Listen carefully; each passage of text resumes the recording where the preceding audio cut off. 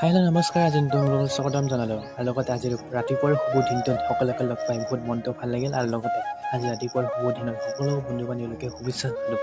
আপোনালোকে দেখিছে এইবোৰ মই অসমৰ খেতিৰ যিটো সঁজুলি মেইন মই বুলি ক'লে ভুল নহ'ব। তো মই যিটো আমাৰ গাঁৱলীয়া অঞ্চলত বেছিভাগ আজিকালি দেখা পাওঁ, আজিকালি নোহোৱা হৈ গৈ আছে। আপোনালোকে যত্ন কৰিবা, সদায় বনাবা, তেতিয়াহ'লে আমাৰ কলা সংস্কৃতি আঙুলি যাই থাকিব আৰু এনেকৈ বাঢ়ি থাকিব মৈখন। আপোনালোকে নিশ্চয় যত্ন কৰিবা।